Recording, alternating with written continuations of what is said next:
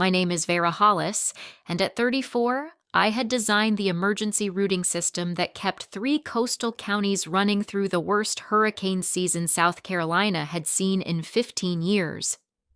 My brother called me the small life of the family. He said it at a charity gala in Charleston, standing beside the millionaire whose money he needed to save his company.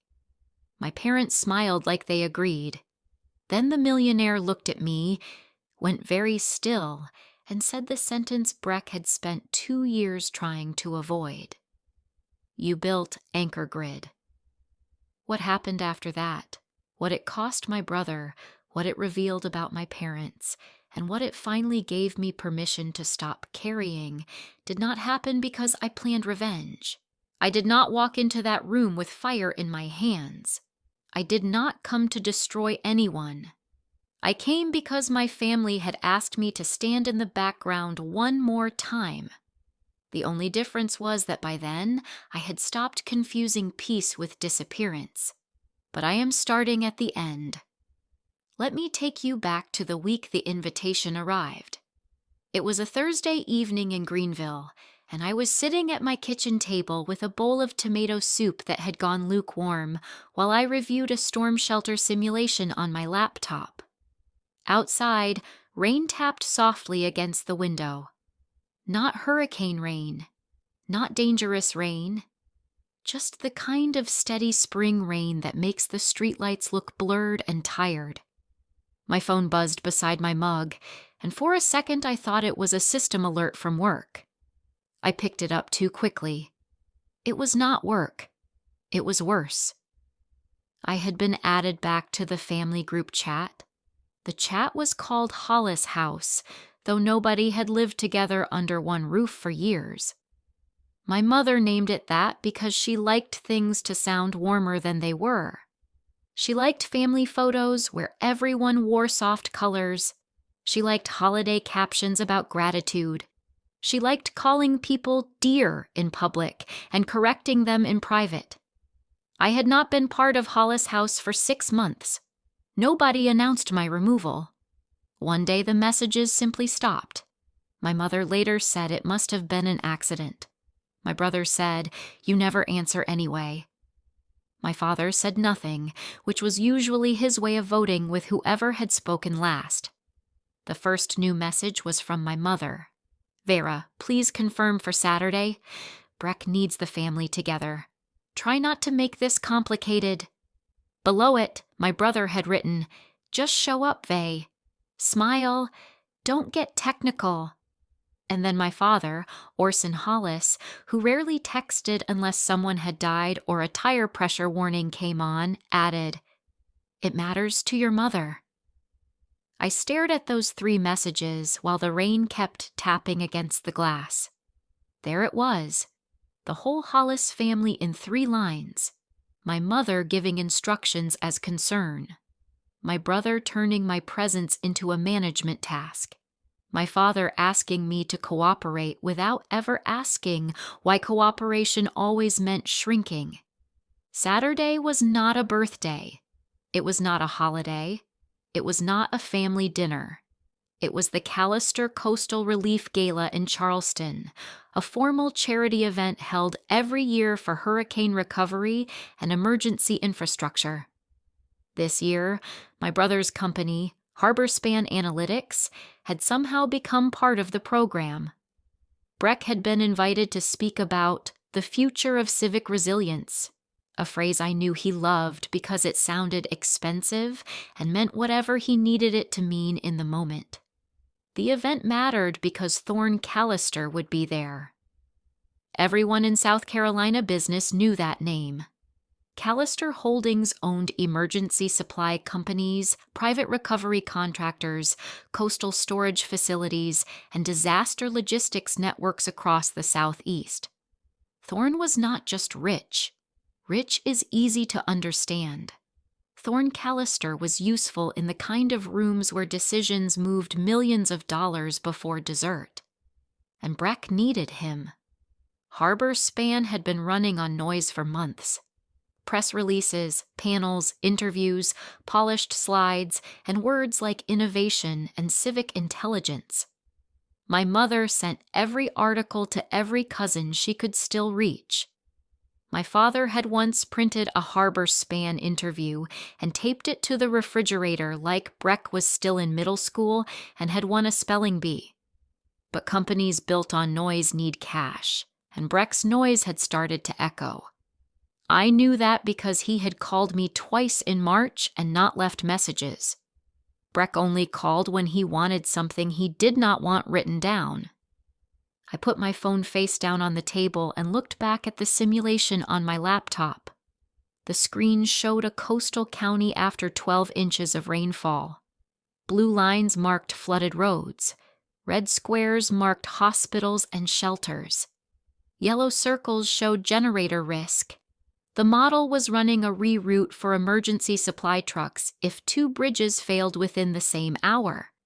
It was the kind of work my family called weather charts.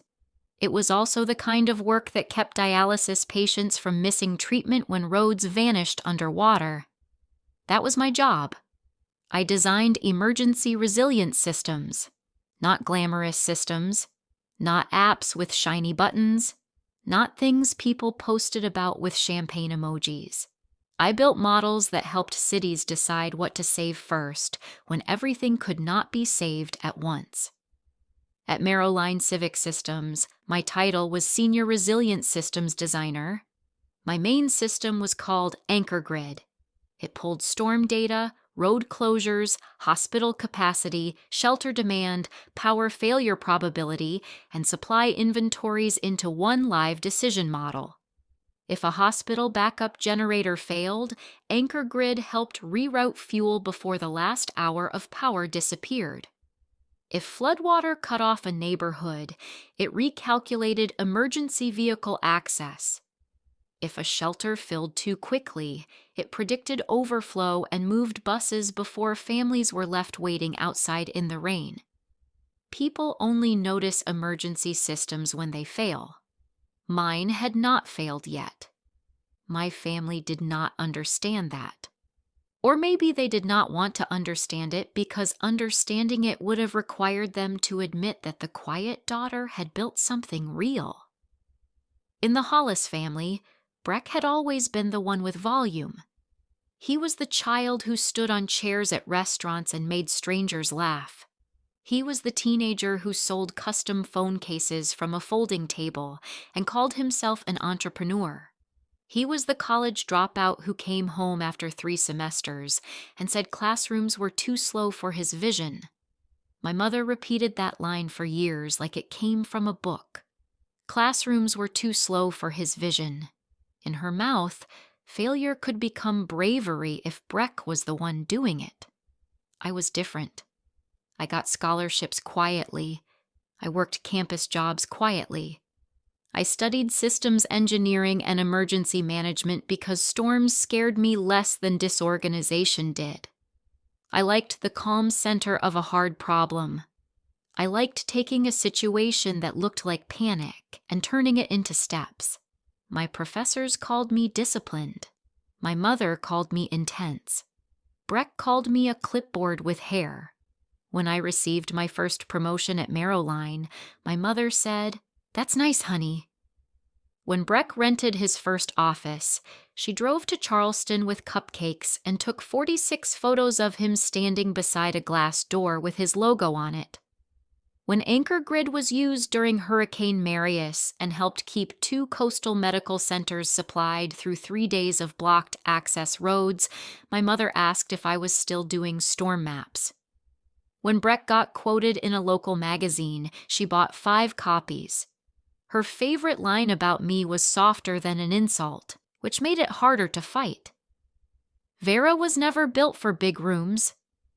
She said it with a smile, like she was protecting me from expectations. She said it to relatives when I skipped loud family parties because I had deployment work. She said it to neighbors when they asked why I did not bring dates home. She said it once at Thanksgiving when Breck had just announced Harbor Span's first pilot contract, and everyone looked at me for a reaction. Veyra was never built for big rooms, she said, patting my hand. She likes her quiet work. The table had moved on after that. I had not. Some sentences stay in the body long after the room forgets them. 2 weeks before the gala, I drove to Mount Pleasant to bring my parents a box of old photographs my mother claimed she needed for a display table at the event. She said the gala wanted family history. I knew that meant she wanted pictures of Breck looking determined at 8 years old and pictures of my father teaching him to ride a bike. Still, I brought the box because my father had asked, and some habits are hard to break when they are built from childhood. Their house looked the same as it always did. White porch railing, blue shutters, hydrangeas and 2 planters by the steps. Inside, the living room smelled like lemon cleaner and the cinnamon candles my mother burned even in warm weather. On the wall above the sofa hung 3 framed pictures of Breck. Breck in a suit, Breck at a ribbon cutting, Breck shaking hands with a county commissioner. There was one picture of me in the hallway near the laundry room from my college graduation. My cap sat crooked because nobody told me before the photo was taken. My mother was in the dining room arranging place cards even though the gala was not at her house. She liked to practice control before taking it into public. My father sat at the table with his reading glasses low on his nose, looking through a stack of Harbor Span brochures. Breck stood by the window in a pale gray blazer, speaking into his phone like the room was a stage, and we were all extras waiting for our cues. When he saw me, he covered the phone and grinned. There she is, the weather department. I set the photo box on the table. Hello to you too. My mother gave me the quick look she used when she wanted me to be pleasant. Breck has had a stressful week. Then I'm sure calling me weather department helped. Breck laughed as if I had performed correctly. Relax, Vey. You always take everything like it's a federal hearing. My father turned a brochure over in his hands. He did not look up. A few minutes later, Mrs. Bellamy from next door came by to return a serving dish. She was kind, curious, and old enough to ask questions without caring whether the answers fit the room. She saw me and smiled. Veyra, I haven't seen you in ages. What are you doing now? Before I could answer, my mother stepped in with that bright voice she saved for public correction. She works on weather charts. Very useful, I'm sure. But Breck is the one building something people can see. Mrs. Bellamy's smile stiffened. Breck leaned against the window frame and gave a little bow. Someone has to be visible, he said. My mother laughed. My father adjusted his glasses. I stood beside the dining table with my hands at my sides and felt the old familiar thing move through me. Not surprise, not even anger. More like tired weather. The kind you can predict because the pressure has been dropping for years. I wanted to say, I build systems that tell cities where to send ambulances when bridges wash out. I wanted to say, Breck's visible thing began on my laptop at 2 a.m. while he panicked through a pitch deck he did not understand. I wanted to say, you keep calling my work small because you cannot wear it to a gala. I said none of that. That was the problem with being trained to keep peace. After a while, you start doing the work of your own erasure before anyone asks. 3 years earlier, Breck came to me on a Sunday night with fear under his voice. He was 28 then, 6 months into Harbor Span, and still calling it a civic intelligence startup, even though he had no product beyond a slide deck and a county contact who liked his confidence. He arrived at my apartment with 2 coffees, which was how I knew he needed something. Breck did not bring coffee unless he was about to ask for labor and call it love. I need a pilot model, he said, standing in my kitchen like he had practiced the sentence in the car. Nothing huge, just enough to show emergency routing for 1 county. A proof of concept. I remember the way his fingers tapped the coffee lid. He was trying to look relaxed and failing. "You don't have a technical team?" I asked. "I have a contractor." "What can they build?" "A dashboard." "A dashboard is not a routing model." He winced. "That's why I'm here." I should have said no. I knew that even then. But Breck looked scared, and my mother had called twice that week to say he was under pressure, and my father had texted, "He could use you, not your help. You," as if I were a tool the family kept in a drawer and took out when the son needed fixing. So I helped. I built a simplified emergency routing framework for him over 5 weekends and too many late nights. Not Anchor Grid itself. I was careful about that. Anchor Grid belonged to Marrowline and to years of work that had nothing to do with my brother. But I designed a separate pilot model based on my own general methodology. It used storm surge zones, hospital risk scores, shelter capacity, and road vulnerability to recommend supply priorities. I wrote it cleanly because bad systems make bad decisions, and bad decisions in emergency work do not just lose money. They can cost lives. Breck and I signed a freelance agreement. I insisted on that. Limited use license for one pilot. $18,000 consulting fee. Technical co-founder credit if the model became part of the company's core platform. My brother rolled his eyes while signing. "You and your paperwork." Paperwork is how adults remember what they agreed to. He paid $2,000.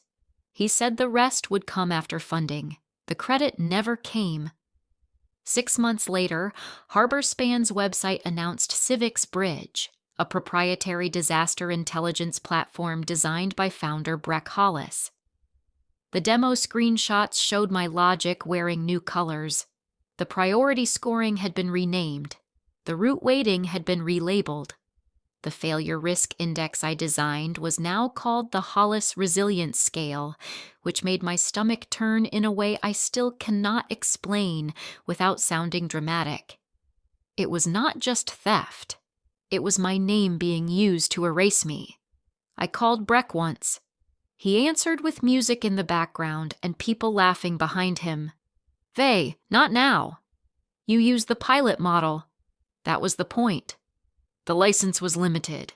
And where's my credit?" He sighed, heavy and theatrical. "We changed it. It evolved. Don't get possessive over old work." "Breck. Family helps family," he said. "Don't make this ugly."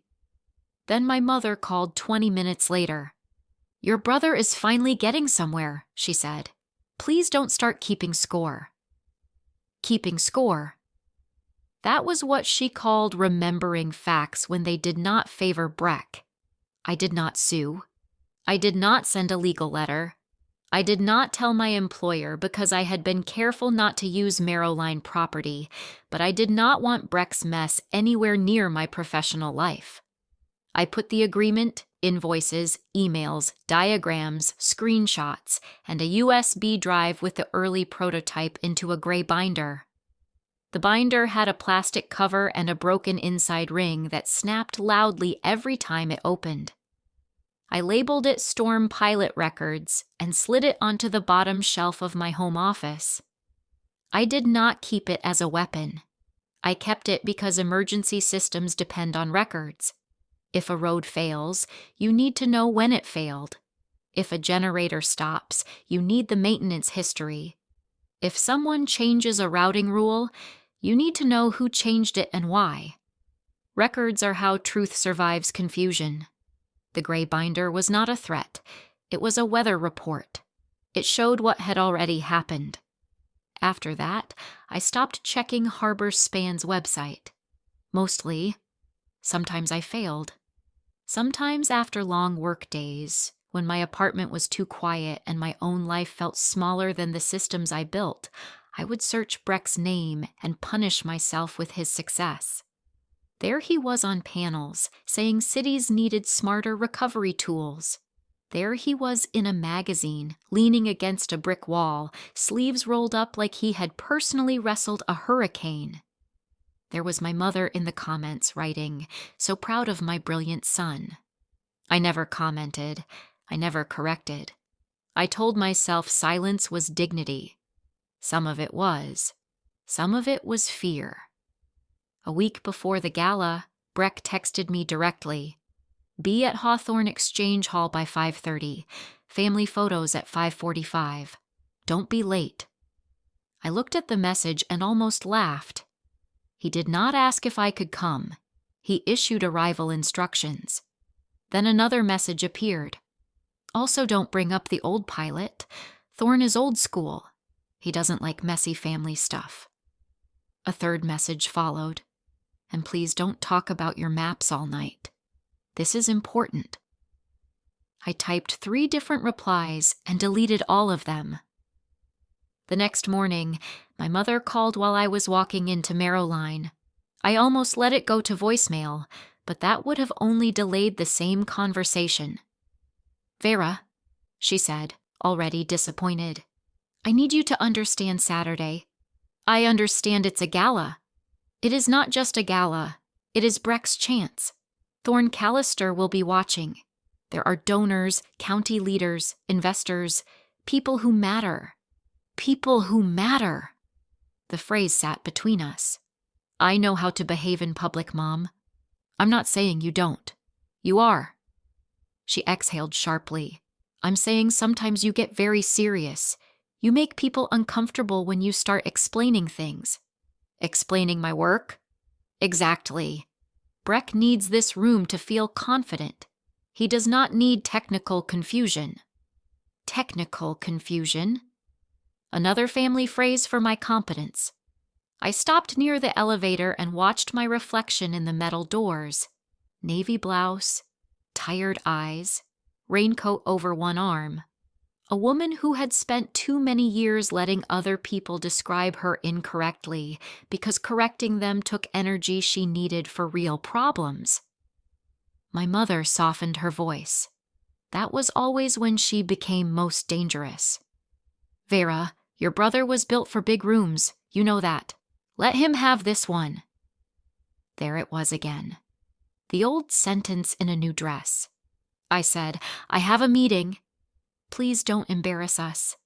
I looked at my reflection and said, "I'm not the one lying." The line went quiet. "What does that mean?" she asked. "It means I have a meeting." I hung up before she could answer. My hand was steady. That surprised me. That afternoon, Breck sent me a slide deck. "Can you clean up the technical language? Just make it sound solid. 1 hour max." I opened it against my better judgment. The deck was titled Civics Bridge, Scalable Recovery Intelligence for Coastal Cities. Breck's logo sat in the corner of every slide. The first few pages were harmless enough. Market size, climate risk, county budgets. Then I reached the technical section, and the air seemed to thin around me. There was my route priority model, redrawn with different icons. There was my failure risk index, renamed and simplified badly. There was a diagram I had sketched 3 years earlier on a legal pad, now polished into a graphic and labeled Harbor Span Core Logic. The performance numbers were inflated. The pilot results were vague. One slide claimed Civics Bridge could reduce emergency supply delays by 42% across multi-county events. I knew that number. It came from a controlled simulation I had run using one county and limited variables. Breck had turned it into a promise his company could not safely make. I sat very still at my desk. My colleague Nola Wren walked by my office, stopped, and backed up 2 steps. Nola had worked with me for 8 years and had the rare gift of noticing when silence changed texture. "You look like you just found mold in a wedding cake," she said. I turned the screen toward her without a word. She read 3 slides. Her expression shifted from curiosity to disbelief to the kind of anger that arrives calmly because it already knows it is right. "Is that yours?" "The original model was mine." "Did he license it?" For one pilot.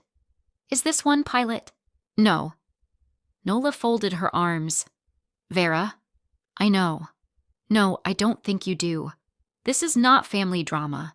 This is a company selling emergency logic it may not own and may not understand. I know. Then why are you looking at me like you're trying to decide whether your feelings are allowed? I closed the deck. That was one thing about Nola. She could put a knife exactly where the truth was hiding. I don't want to become the bitter sister, I said. Nola's face softened, but her voice stayed firm. People who steal from you will always call you bitter when you remember. I looked away. She sat in the chair across from me. Are you going to the gala? I think I have to. No, you don't. My parents put money into Harbor Span. How much? I hesitated. Veyra. I'm not sure. A lot. That was not entirely true. I had a number, though I wished I did not. 2 months earlier, my father had called by accident. At least, I think it was by accident. He had meant to call Breck, maybe, or he had meant to call nobody and had simply pressed my name because fear makes hands clumsy. He told me he and my mother had taken a home equity line and moved retirement funds. $210,000. He said it like a confession whispered through a wall. We believe in him, he told me. I remember standing in the produce section of a grocery store, one hand on a bag of oranges, feeling something inside me sink. Not because my parents had given Breck money. They had always given Breck everything they could shape into proof. It hurt because I knew the platform they had bet on. I knew what it was built from. I knew how thin the floor was beneath their feet. Nola watched my face and understood enough. Your parents made their choice, she said. You are not responsible for turning that choice into a good one. I wanted to believe her. Instead, I said, if this falls apart, they'll blame me. They already blame you for existing outside the role they gave you. I almost smiled. That's dark. That's accurate. That evening, I went home and opened the gray binder for the first time in almost a year. The inside ring snapped loudly, the way it always did, like a small warning. The first page was the freelance agreement, dated 3 years earlier, with Breck's signature slanted and careless beneath mine. Behind it was the unpaid invoice, $16,000 remaining. Behind that, printed emails. One from Breck at 1:17 a.m. Just let me use the model for the pilot. I'll credit you after funding. I swear. Another. Can you make the dashboard show hospital priority in a cleaner way? Investors won't understand the raw scoring. And another, after I sent the final build. You saved me, Vey. Seriously, I won't forget this. I sat on the floor of my office with the binder open across my knees. Outside, the rain had stopped. The apartment was quiet except for the refrigerator humming in the kitchen and the faint sound of a car passing on wet pavement below. You saved me, Vey. He had remembered. That was the worst part. He had remembered enough to hide it. The next morning, an email arrived at my work address from a name I did not know. Subject, authorship clarification, disaster routing framework. The sender was Ivan Sorrell, Senior Technical Analyst, Callister Holdings. Ms. Hollis, our team is conducting a technical review of Harbor Span Analytics in connection with a potential investment and strategic partnership. During our review, we identified components within the Civics Bridge framework that appear similar to disaster routing models attributed to your work on Anchor Grid and related coastal resilience deployments. We would appreciate the opportunity to clarify authorship, licensing, and provenance of certain foundational components. This is part of our standard due diligence process. Would you be available for a brief conversation this week? I read the email once, then again. My pulse did not jump. My hands did not shake. That surprised me too. Maybe some part of me had been waiting for the system to do what systems are supposed to do when data does not match the story. Flag the issue. Ask the question. Trace the source. I did not answer right away. Instead, I walked down the hall to the small kitchen at Maryline and poured coffee I did not want.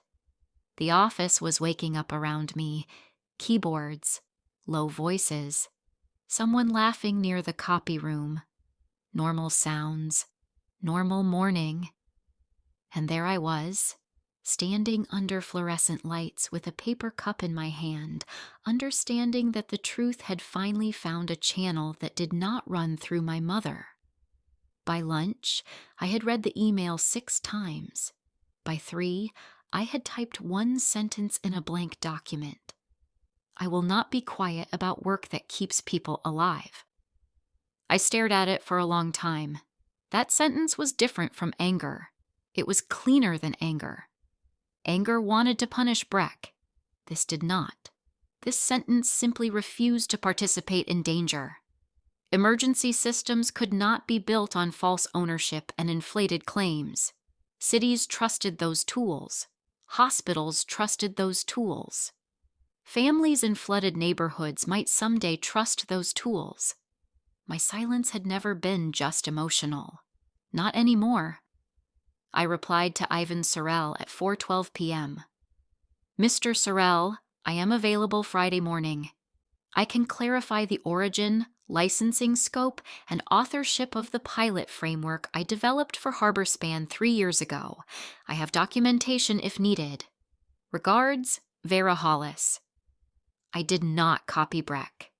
I did not warn my mother. I did not call my father. I just sent the truth to the person who had asked for it. Friday morning, I spoke with Ivan Sorrell for 28 minutes. He was polite, careful, and more informed than I expected. He did not ask emotional questions. He asked dates. He asked about license scope. He asked whether HarborSpan had purchased full IP rights. He asked whether I had assigned the model to the company. He asked whether AnchorGrid and the pilot shared proprietary Maryline code. I answered clearly. No full assignment. Limited pilot use only. No Maryline proprietary code. My own design methodology, my own equipment, my own time, my own records. At the end of the call, Ivan paused. Ms. Hollis, are you attending the Callister Gala tomorrow? The question landed strangely. My family asked me to attend. I see. There was a pause long enough to hold more than process. Mr. Sorrell? I can't discuss our internal review beyond standard procedure, he said. But I will say this. If you are asked direct questions about authorship, accuracy matters.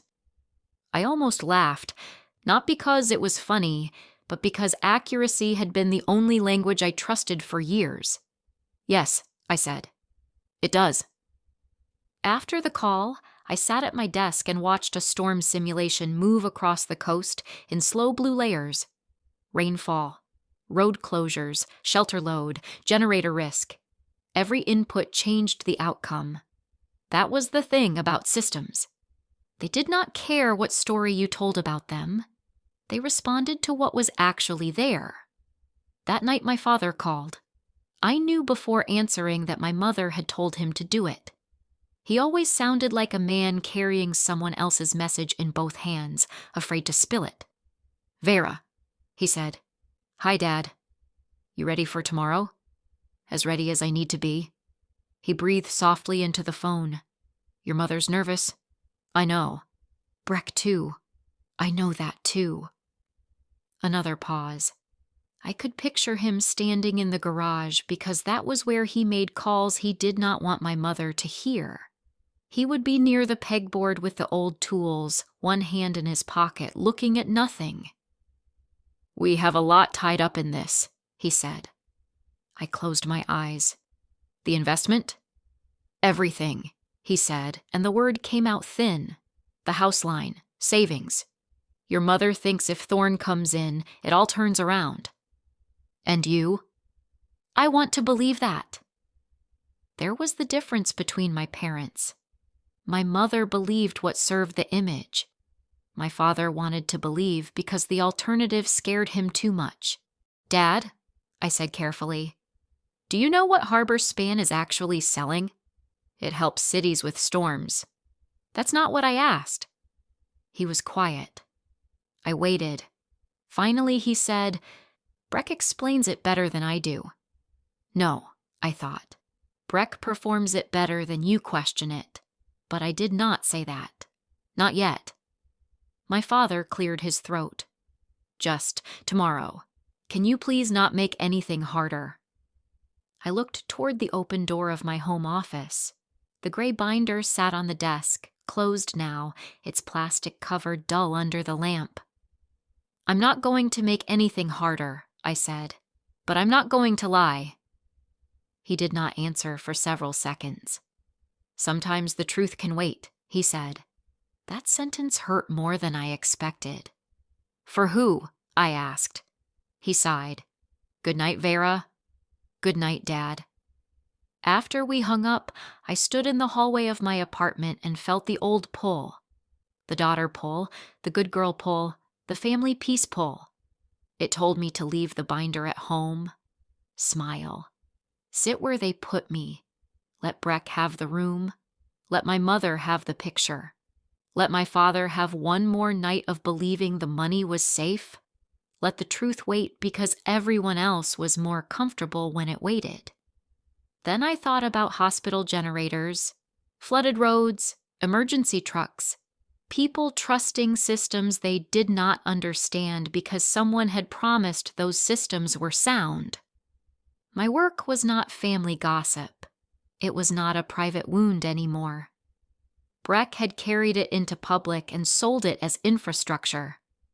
I packed the gray binder into my work bag. Saturday came warm and bright, the kind of coastal spring day that makes Charleston look innocent. I drove from Greenville with the windows cracked for the first hour and the radio low. The highway stretched ahead in long silver lines. Pine trees blurred past. Billboards for beach rentals and injury lawyers rose and disappeared. My phone buzzed twice. I did not check it until I stopped for gas outside Columbia. One message from my mother. Please wear something appropriate. Nothing severe. One from Breck. Remember, tonight is about Harbor Span, not old projects. I looked at the messages while standing beside the pump, the smell of gasoline sharp in the warm air. For a moment, I could see the whole pattern as clearly as a route map. They wanted my presence because absence would raise questions. They wanted my silence because speech would raise better ones. They wanted me in the room, but only as a shape, a sister, a daughter, a quiet corner of the Hollis story. I did not reply. By the time Charleston appeared, the light had softened into late afternoon gold. The city looked polished from a distance. Church steeples, live oaks, old brick, water shining beyond the rooftops. Hawthorne Exchange Hall sat near the waterfront, a renovated historic building with tall arched windows and black iron balconies. Banners outside read, Callister Coastal Relief Gala. Beneath that, in smaller letters, sponsored by Callister Holdings and Harbor Span Analytics. My brother's company logo hung beside Thorne Callister's name like it belonged there. I parked 2 blocks away and sat in my car for a full minute after turning off the engine. My dress was deep green, simple and structured, not severe, not attention-seeking. Mine. I wore small earrings and the silver watch I bought myself after Anchor Grid's first successful hurricane deployment. Nobody in my family had noticed that watch. I had stopped wearing it for them. My work bag rested on the passenger seat. The gray binder was inside. I placed my hand on the bag and breathed once. I was not going to Charleston to expose my brother. I was not walking into that hall to punish my parents. I was not bringing the binder because I wanted a scene. I was going because they had asked me to stand in the background one more time, and I had finally learned the difference between peace and disappearance.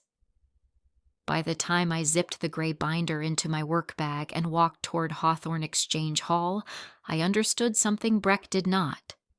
He had invited me to be quiet in a room where my work had already learned how to speak. The glass doors of Hawthorne Exchange Hall opened before I touched them. A young man in a black suit smiled, checked my name on a tablet, and welcomed me to the Callister Coastal Relief Gala as if I belonged there. For one strange second, I almost believed him. Inside, the hall was all warm light and careful beauty. Old brick walls had been cleaned but not erased. Tall windows looked out toward the harbor, where the water moved under the last gold of evening. White flowers sat in low glass bowls on every table. A string trio played near the far wall. Donors in dark suits and silk dresses moved through the space holding champagne glasses, laughing softly, using voices that knew how to sound important without being loud. Along the right side of the room, a large screen showed slow images of flooded streets, rescue trucks, volunteers handing out water, and the Harbor Span logo appearing between them like a promise. My mother saw me before anyone else did. Veyra Hollis crossed the room in a silver-gray dress that made her look expensive from a distance and nervous up close.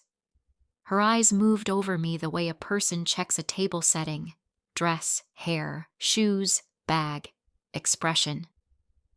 "You wore green," she said, as if I had arrived wearing a warning sign. "I told you not to draw attention." I looked down at the dress I had chosen because it fit well and made me feel steady. "I'm wearing a dress, Mom, not a siren." Her lips tightened. Behind her, my father stood near a sponsor board with his hands folded in front of him. He looked uncomfortable in his suit. Breck stood beside him, shining under the lights, shaking hands with a county commissioner and laughing like every sound in the room was waiting for his permission. Breck noticed me and his smile changed. It did not disappear. Breck never let a smile disappear in public. It simply sharpened. He came toward me with his arms open, the way people do when they want witnesses to believe in warmth. "Vey," he said loudly enough for the nearest guest to hear. "You made it." He hugged me with one arm and patted my back twice, quick and empty. His eyes dropped to my work bag. "What's that?" "My bag." "You brought work to a gala?" "You told me not to be late. You didn't tell me to become a different person." His jaw moved once. Then the public smile returned. "Funny. Come on. Family photos are starting." He put his hand lightly on my elbow, guiding me before I had agreed. I let him do it for 3 steps, then slipped my arm free. He felt it. I wanted him to feel it. The family photo area had been arranged near an old fireplace with a wall of white roses behind it. My mother stood beside Breck like she belonged to his brand. My father stood on the other side, stiff and quiet. I was placed at the edge, half a step behind, close enough to be proof of family but far enough not to disturb the center. The photographer told us to smile. My mother smiled. My father tried. Breck smiled like a man who had practiced success in mirrors. I looked at the camera and gave it the kind of smile I used for security badges. Clean. Brief. Not dishonest exactly, but not warm enough to be used against me later. After the photos, Breck leaned close and murmured, "Tonight matters. Please don't make me regret inviting you." I looked straight ahead at the screen showing flooded neighborhoods behind the Harbor Span logo. "You didn't invite me. You scheduled me." His smile stayed in place, but something cold moved behind his eyes. "Just be normal, Veyra." "Who's normal?" He did not answer. My assigned seat was at table 14, near a side hallway that led to the service entrance. From there, I could see the stage, but nobody on the stage would naturally see me. It was a thoughtful arrangement, if the thought was to hide me without making it obvious. Breck came by while I was looking at the place card. "Good seat," he said. "You like quiet corners." My mother, standing beside him, gave me the soft public face. "It's better this way, honey. You get overwhelmed in big rooms." There it was. Not the exact line, but one of its children. I looked at the two of them, my brother polished and nervous, my mother controlling the air around us because control was easier than truth. "I'm not overwhelmed," I said.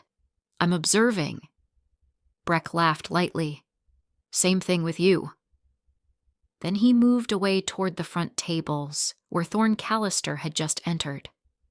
Thorne Callister did not enter like a celebrity. He entered like a weather change. The room did not cheer, it adjusted. People straightened. Conversations lowered by half a note. Heads turned without meaning to.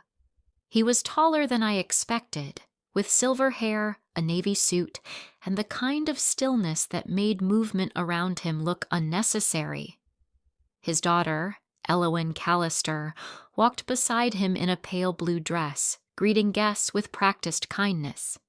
She was younger than I had imagined, elegant without being soft, watchful in the way of someone raised in rooms where people wanted something from her father. Breck crossed to them immediately. His shoulders lifted.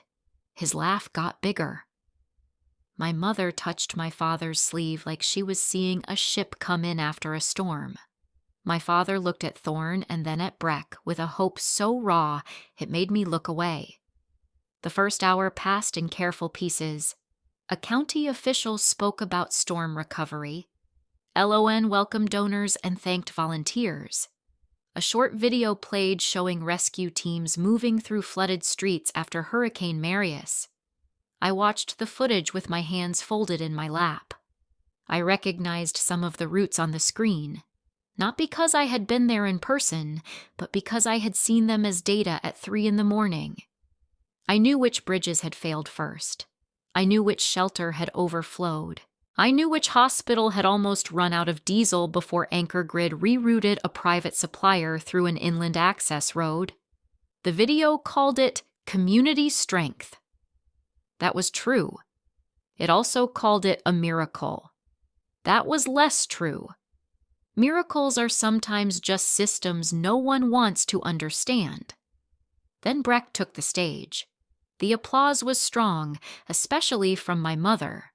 She clapped as if she could push money into his company with her hands. Breck stood behind the podium with the Harbor Span logo glowing behind him. He thanked Callister Holdings. He thanked local leaders. He thanked his parents for teaching him to dream bigger than fear. My mother pressed a hand to her chest. My father lowered his head. Then Breck began talking about storms. He used all the right words: preparedness, equity, resilience, real-time decision intelligence, civic safety.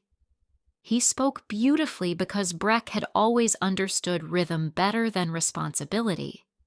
He told the room that Harbor Span was building the future of disaster response, that Civics Bridge could help cities make smarter decisions before panic arrived, that his team had created a platform from the ground up because communities deserved tools built by people who cared. I listened without moving. From the ground up. That phrase entered me like cold water. I thought of my apartment 3 years earlier. The 2 coffees, the legal pad, the late nights, the emails, the first broken version of the route scoring model, the hospital priority logic, the limited license, the unpaid invoice. I thought of the gray binder sitting inside my bag at my feet, quiet as a stone. Breck clicked to a slide that showed a simplified emergency route map, polished and bright. I recognized the logic beneath the colors. He had changed the clothes, not the body. Civics Bridge, he said, does not just track storms. It understands what a city needs first. I almost smiled at that, not because it was funny, but because the sentence was good. I had written something close to it in the original pilot notes. After his speech, the room applauded again. Breck stepped away from the podium and moved into the crowd, glowing. People wanted to shake his hand. My mother looked close to tears. My father looked relieved too soon. Dinner began. Plates arrived. Conversations rose. At my table, 2 women discussed school boards, and a man from a shipping company asked what I did. I opened my mouth, but before I could answer, my mother appeared behind my chair with Breck beside her. She had crossed the room just in time. "Veyra helps with weather data," she said brightly. "Very quiet work." The man nodded politely. Breck put a hand on the back of my chair. "My sister is the careful one," he said. "Always has been." I looked up at him. Careful is not the same as small. His fingers tightened on the chair. Nobody said small. My mother laughed a little too fast. "Oh, Veyra, don't start." Then Elowen Callister approached with Thorn beside her, and Breck's hand left my chair as if it had touched heat. Elowen smiled at my mother first, then at Breck, then at me.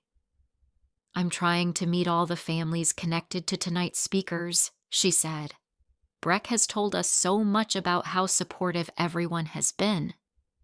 My mother almost bloomed. "We are so proud of him. He was always meant for this kind of room." Breck gave a modest laugh. "Mom." Thorn's eyes moved calmly from my mother to my father to Breck, then to me. He did not smile quickly. His gaze settled on my face for half a second longer than social habit required, then moved to the name card in front of me. Veyra Hollis. Something in his expression changed, but so slightly that I might have missed it if I had not spent my life reading small shifts before storms. Breck noticed the pause and rushed to fill it. "And this is my sister Veyra," he said, turning his body so the people nearby could hear. "She's always been our quiet one. Every family needs someone who keeps receipts while the rest of us build the future." A few guests laughed. Not cruel laughter, comfortable laughter. The kind people give when they do not know they have been handed a knife. My mother, standing just behind him, added her polished line with a soft smile. "Veyra was never built for big rooms, but she means well." My father did not laugh, but he did not correct her. His eyes dropped to the tablecloth. That was his vote. For a moment, sound seemed to thin around me. Forks touched plates. Someone at the next table coughed. The string trio began another piece near the wall. I did not feel embarrassment first. I felt clarity. It was almost peaceful. They had all done exactly what they had always done, only this time they had done it in a room where the story was not theirs alone. I sat still. I did not laugh. I did not smile to save them. I did not lower my eyes to make my mother comfortable. I looked at Breck, then at my mother, then at Thorn Callister. Thorn was no longer looking at Breck. He was looking at me. "Wait," he said. His voice was not loud, but people nearby stopped talking because quiet power teaches rooms to listen. "You're Veyra Hollis?" Breck's smile held, but it stiffened around the edges. "Yes, my sister. She does storm maps like Mom said." Thorn did not look at him. "Anchor grid," he said. One word. That was all. My mother blinked. Elowen turned slightly toward her father. Breck's hand moved to his jacket button and stayed there. I nodded once. "Yes."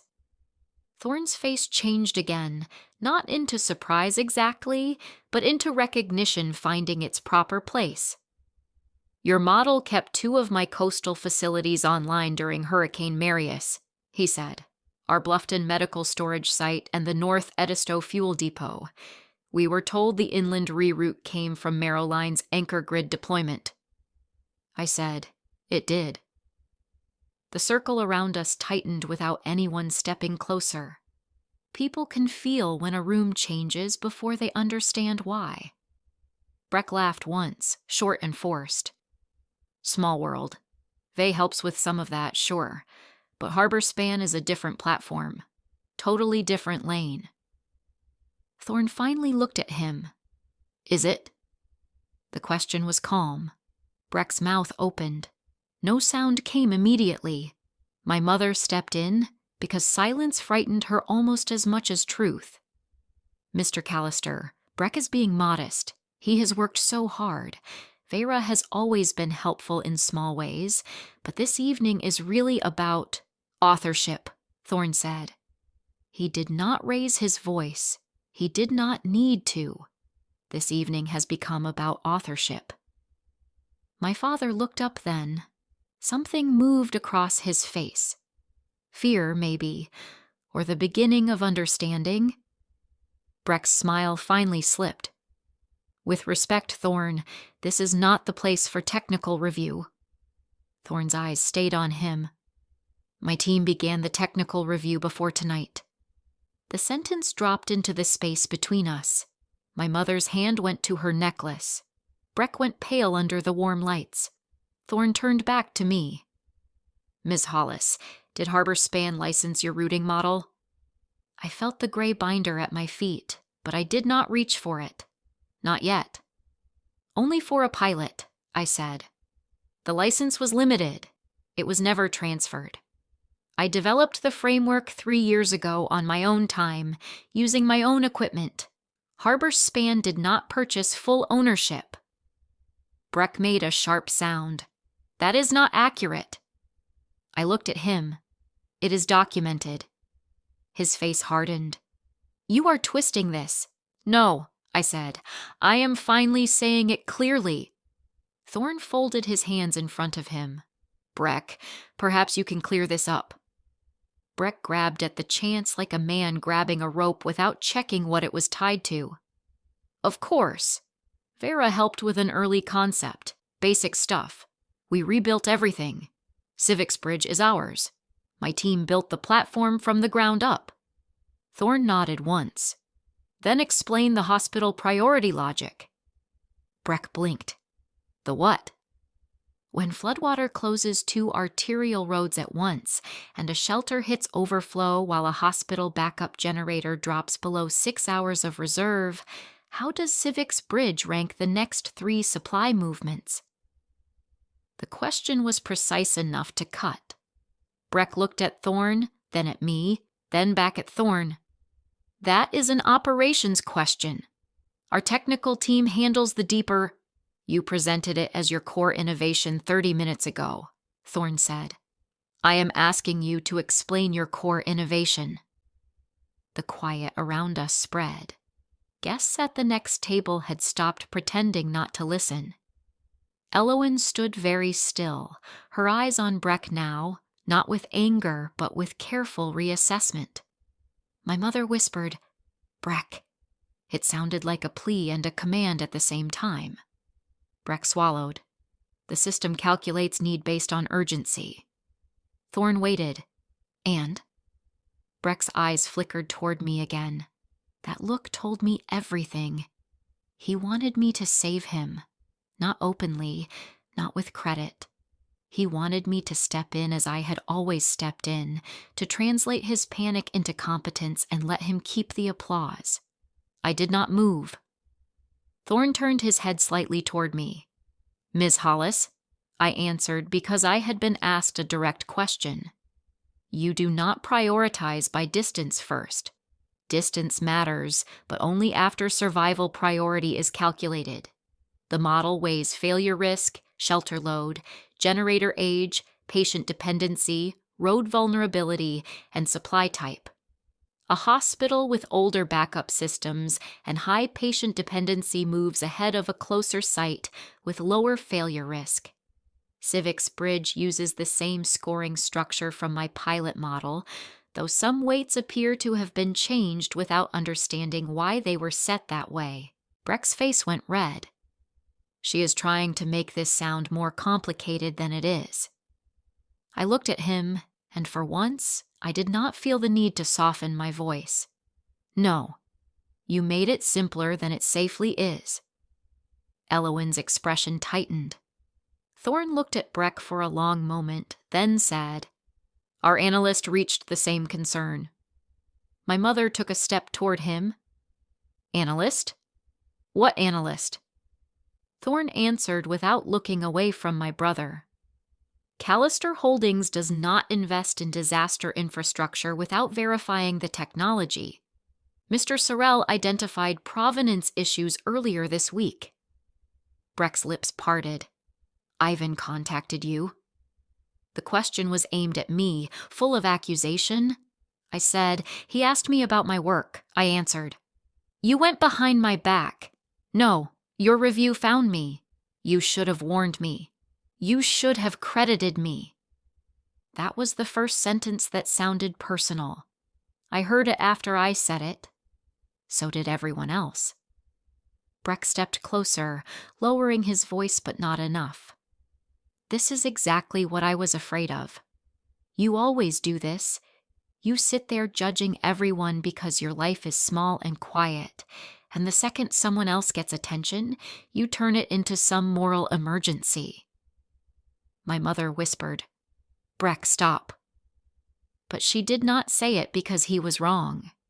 She said it because he was doing damage in public. He pointed toward my bag. "What did you bring, huh? Did you bring your little papers? Your little proof that you helped once? You came prepared." I bent down slowly, picked up my work bag, and set it on the chair beside me. "Yes," I said. "I came prepared. That is what people do when their work affects public safety." Thorne looked toward a side hallway. "Elowyn, find us a private room." Elowyn nodded immediately. "There's a boardroom upstairs." Breck laughed, but there was no humor left in it. "This is insane. You're turning a charity gala into a courtroom because my sister can't let go of an old family favor." I looked at him. "You turned an old family favor into a company." That landed harder than I expected. My father closed his eyes. My mother's face went tight and white. Thorne said, "Boardroom, now." It was not shouted. It did not need to be. The upstairs boardroom had a long dark table, high-backed chairs, and windows looking out over the harbor. Downstairs, the gala continued in a damaged way. Music still played. Plates were still being cleared. People were still laughing too loudly because they had felt something crack and did not want to look at it. In the boardroom, there were 6 of us: Thorne, Elowyn, Breck, my parents, and me. A few minutes later, Ivan Sorrell entered with a slim laptop and the calm face of a man who preferred facts, because facts did not require emotional permission. He nodded to me. Breck saw the nod and looked like he had been betrayed by gravity. I placed the gray binder on the table. The sound it made was small, but everyone looked at it. My mother stared as if I had brought something indecent into church. "Veyra," she said, her voice low. "What is that?" "Records." "Why would you keep something like that?" I opened the binder. The broken ring snapped loudly. "Because people forget what they agreed to." Breck shook his head. "This is pathetic." Thorne's eyes moved to him. "Be careful." 2 words. Breck looked away. I started with the agreement. Limited use pilot license. $18,000.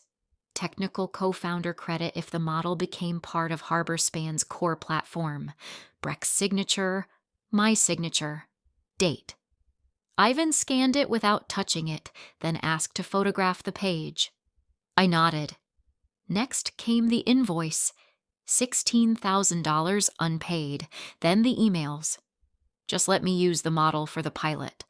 I'll credit you after funding. I swear." My mother made a small sound when I read that line. Not an apology, not even shock. More like frustration that private proof had become public. I showed the original diagrams, the root scoring logic, the hospital priority model, the dashboard request, the USB drive label, and the screenshots from Harbor Span's current deck. I did not embellish. I did not add drama. The documents did not need me to decorate them. Ivan connected his laptop to the room screen and pulled up sections from Callister's technical report. Similarity findings, architecture overlap, identical priority structure, renamed variables, adjusted weights, incomplete safety explanations, provenance unresolved. Breck sat with his arms folded, breathing through his nose. My father looked smaller with every slide. My mother looked angry, but the anger had nowhere safe to go. Elowin asked one question, her voice steady. If Harbor Span changed the weights without understanding why they existed, could that make the platform unsafe? I answered carefully. It depends on deployment conditions. In a mild event, maybe not. In a severe event, yes. Bad priority logic can send the right supplies to the wrong place first. Elowin looked at Breck.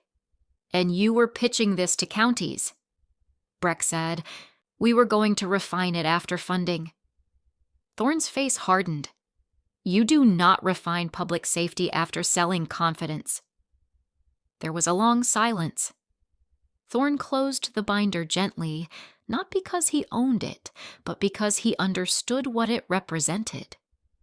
Callister Holdings will not invest in Harbor Span, he said. Breck jerked back as if the words had physical force. You can't decide that based on this.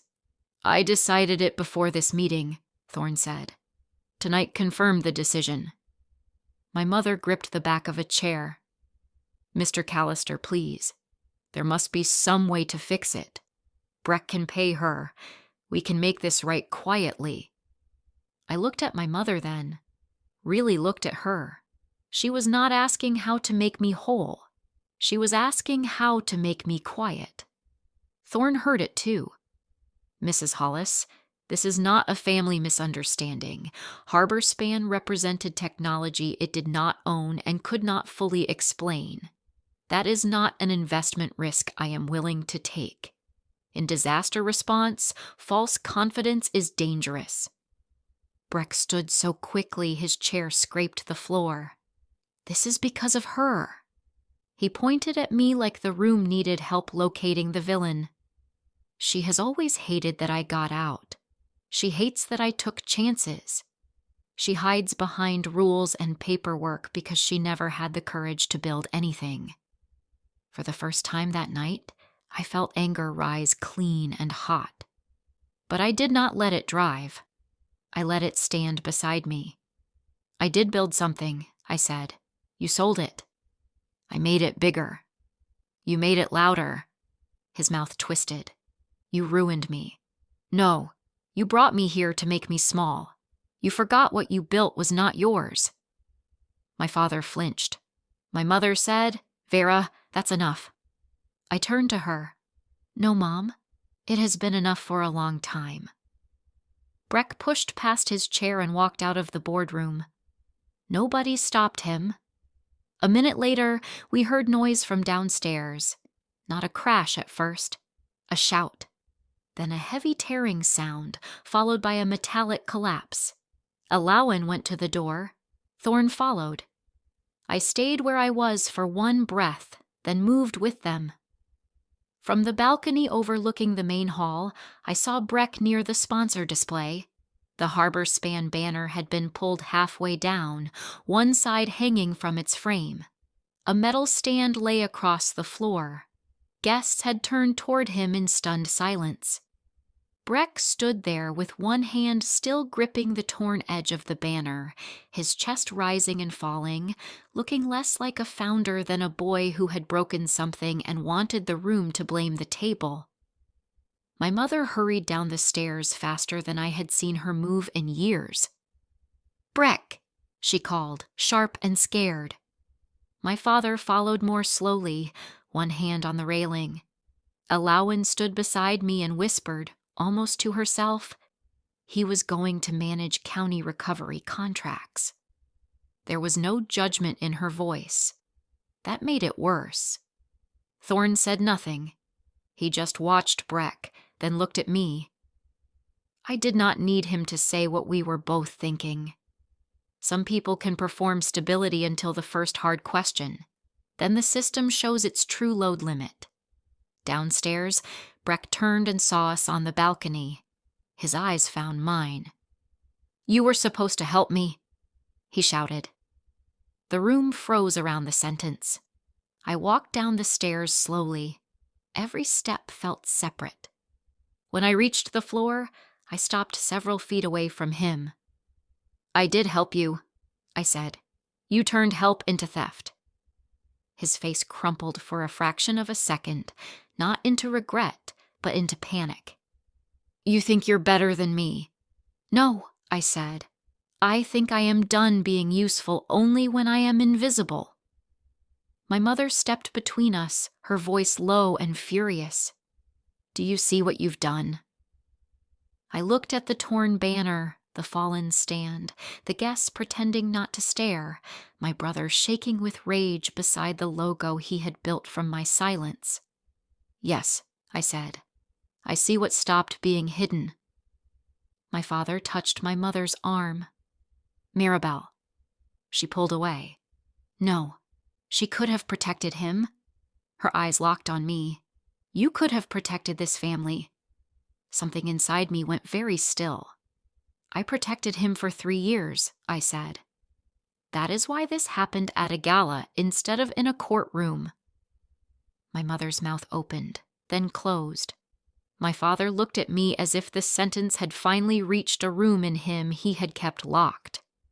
Breck laughed bitterly. "You wouldn't sue me. Don't make the mistake of thinking my silence was permission." The words surprised even me. They sounded like something I should have said years earlier. The gala did not end immediately. Events like that do not collapse all at once. They soften at the edges first. Guests leave early but politely. Staff move faster. Sponsors speak in corners.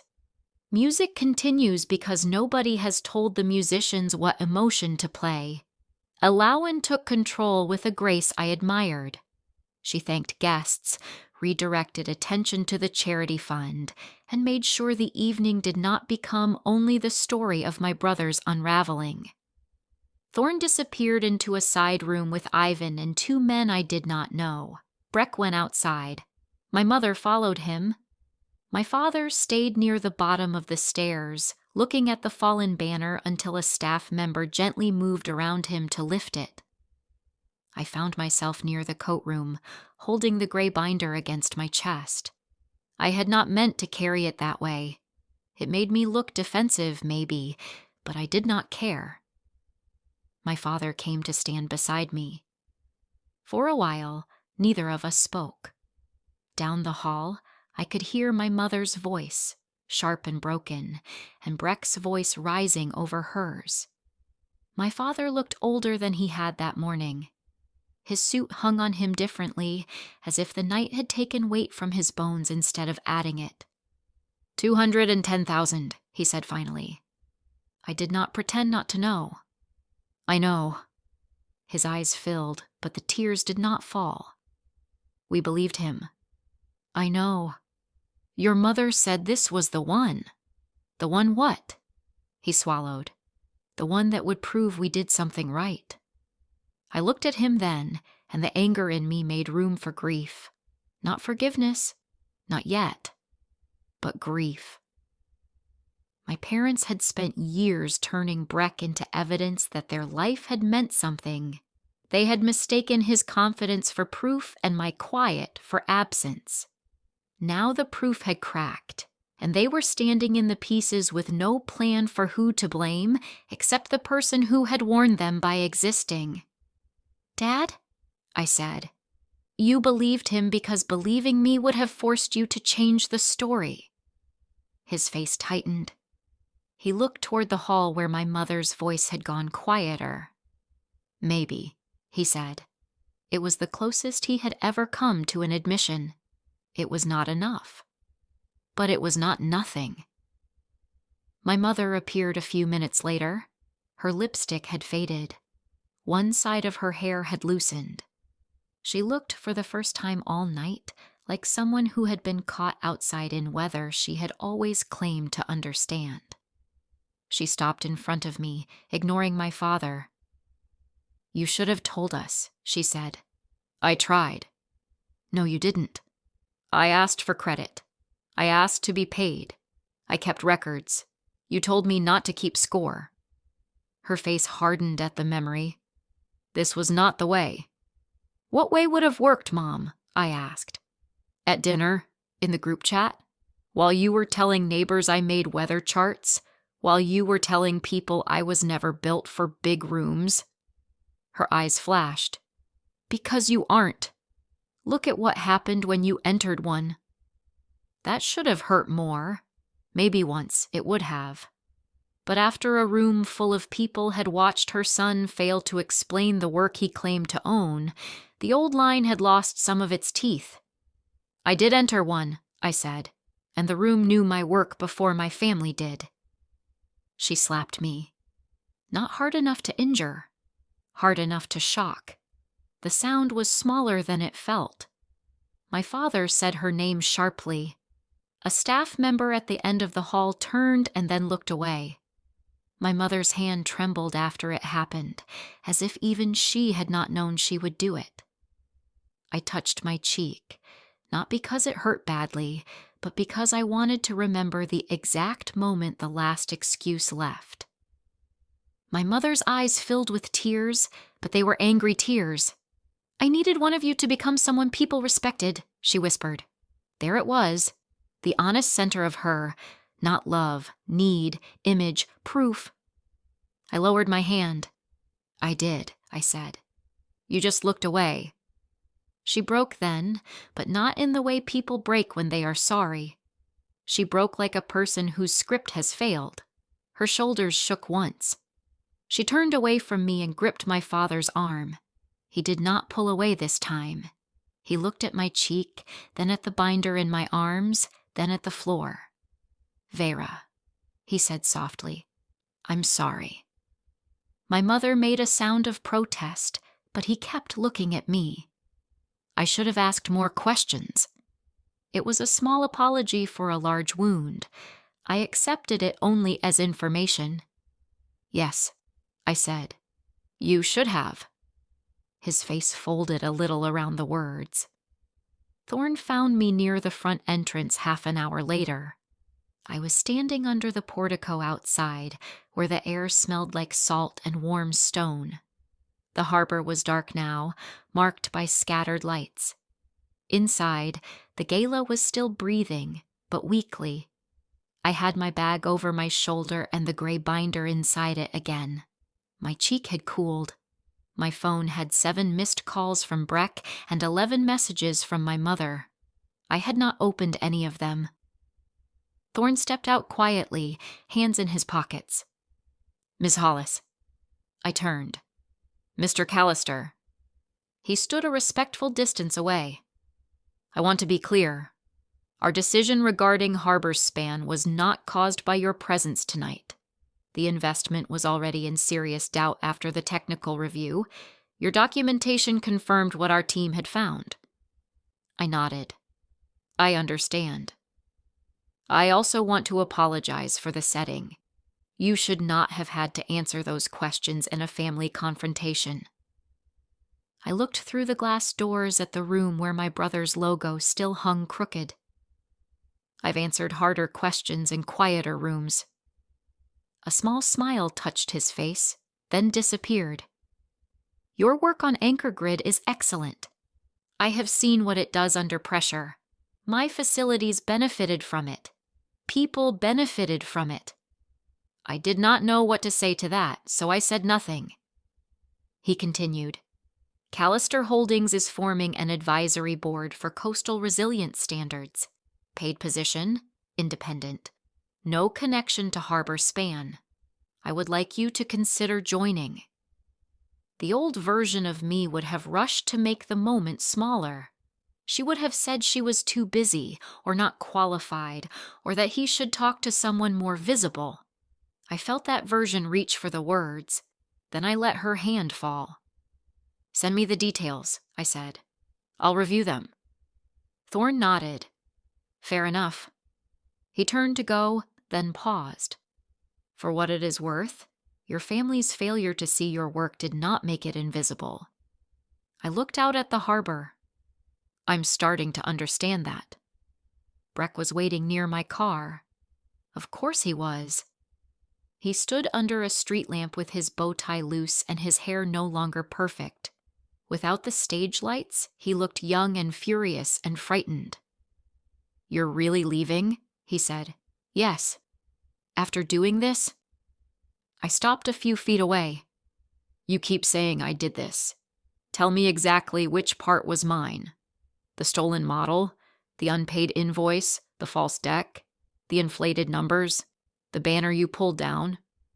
His mouth tightened. "You always have to sound right." "No, I have spent most of my life sounding quiet." He looked away, then back. For 1 second, I thought he might apologize. Instead, he said, "Do you know what happens to Mom and Dad if Harbor Span goes under?" There it was, the last hook, the family cost, the guilt line.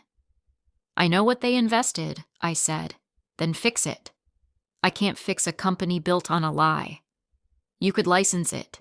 You could sign something. We can still—" "No." He stared at me.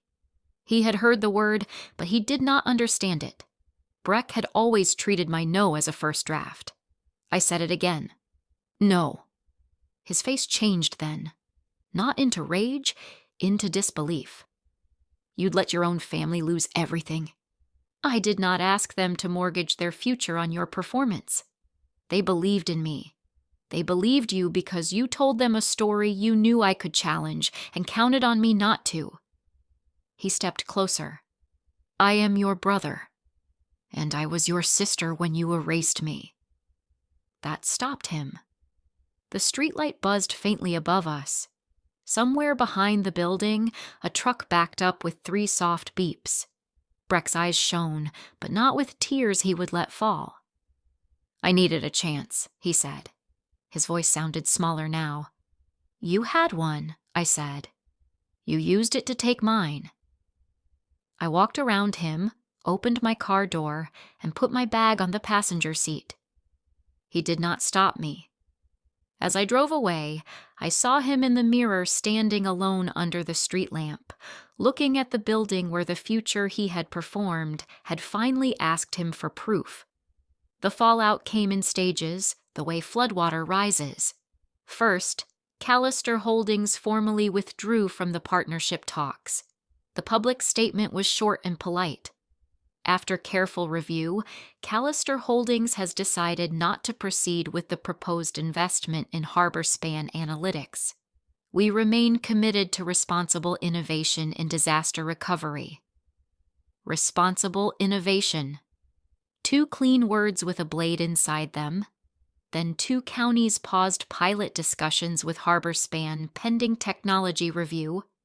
Then a regional business journal updated its glowing article about Breck with a quieter piece about due diligence concerns. Nobody used the word theft. Nobody used the word fraud.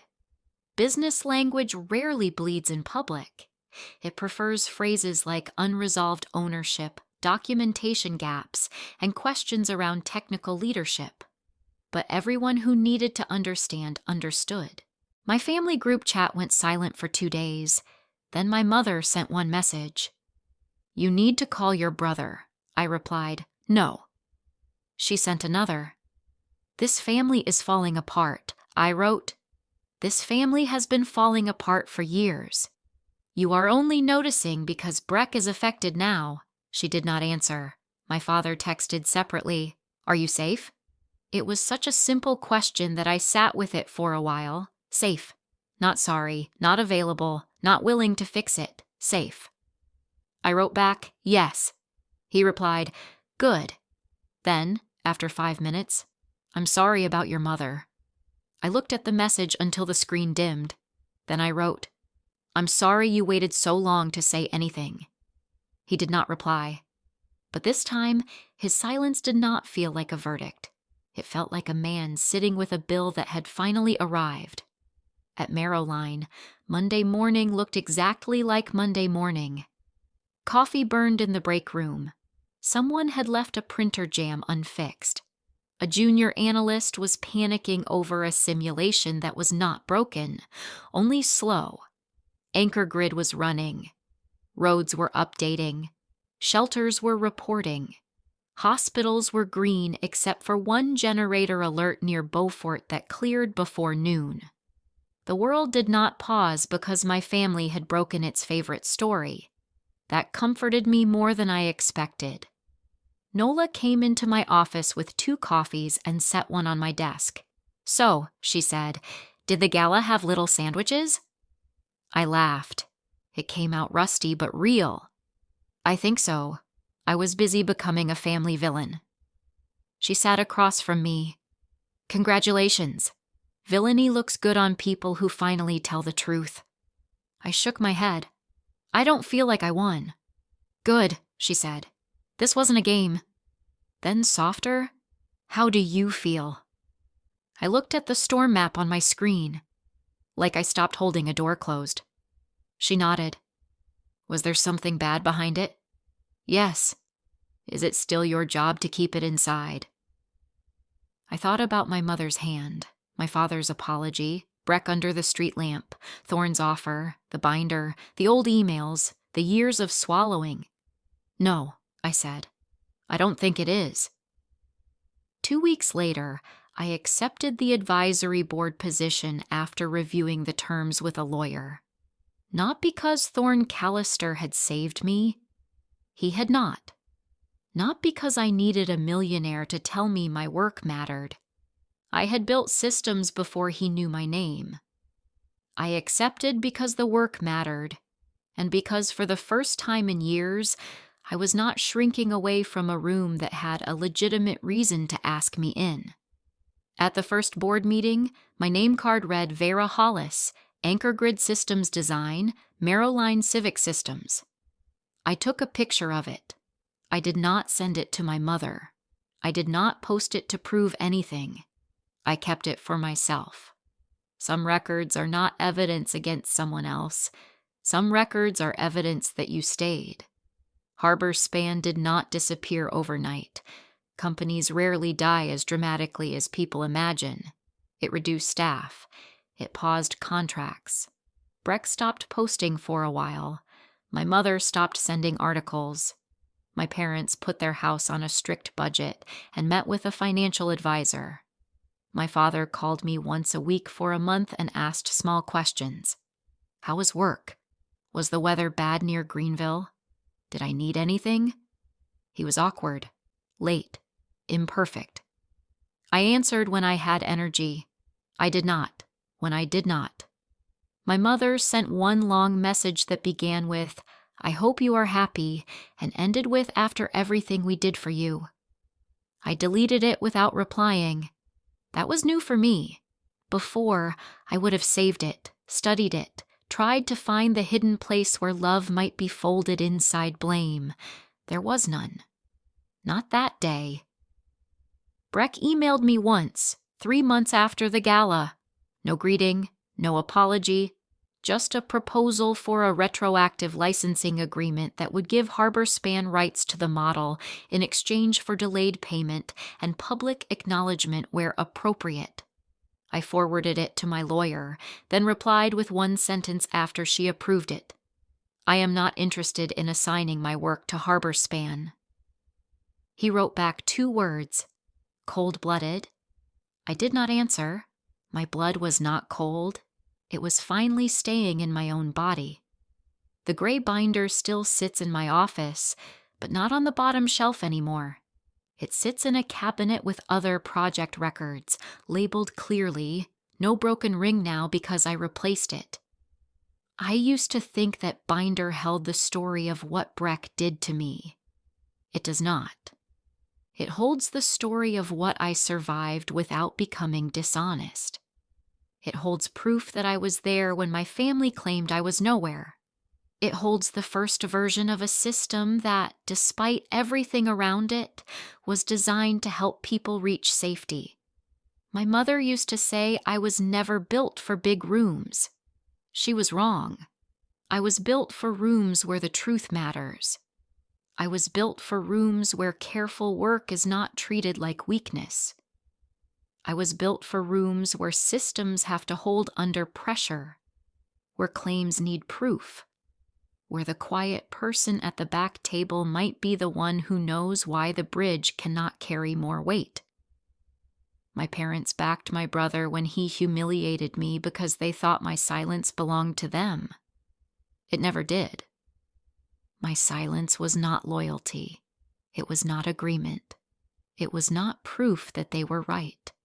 It was only a habit I had mistaken for peace.